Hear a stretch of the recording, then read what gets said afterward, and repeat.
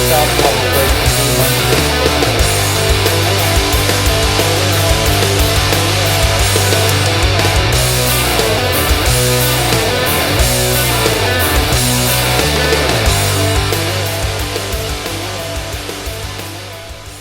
Hi, my name is Chad Stickel. I've been a big fan of motorcycles for a good part of my life now. Folks around here know me as the Coffee Man.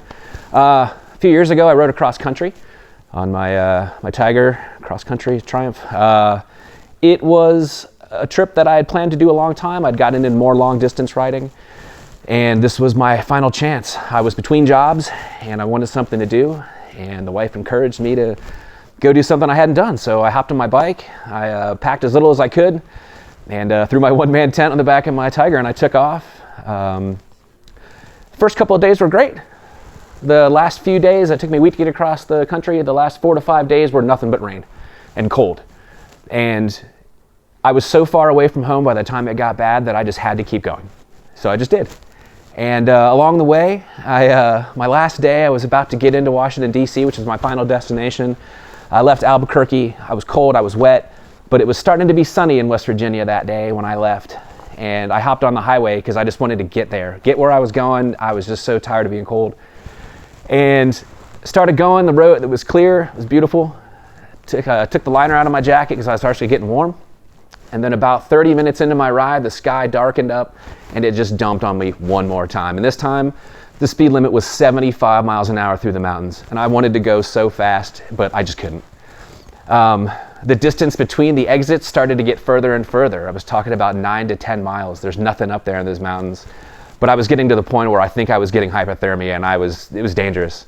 So I was like, I got to make it this exit here, and it said 9.8 miles to Biscuit World, and I was heading to Biscuit World because Biscuit sounded great. On the way there, though, I was cruising through this wonderful little dark forest road that I wish it was dry for. It was just so perfect, but I couldn't. I was cold, I was shivering, and I thought I was going to die. But I saw in the middle of nowhere there was this car wash that you could pull your truck up through and wash it off with the thing. And that's a long distance rider on a rainy day. That's like the Golden Arches. You pull in there, you got a second to warm up. There ain't nobody going in there. So I pull in there, getting my jacket liner in, putting the rest of my rain gear on, and I look through the back there, and there's a lady smoking a cigarette on the back of her house. She goes, "Are you on a motorcycle?" And I said, "Yes, ma'am, I am." She goes, "Well, you need to come inside and warm up." And I said, "Oh, I don't know about that." I thought about it, and I was like, well, thought I was going to die anyway. I might as well see how nice this person is. I figured I could handle her. But I went in there, and she ended up being the nicest lady in the world. She owned the car wash, and she had a little laundromat inside. And she had a little space heater there, and she was just smoking cigarettes in this little house in Rome, West Virginia, and she was great.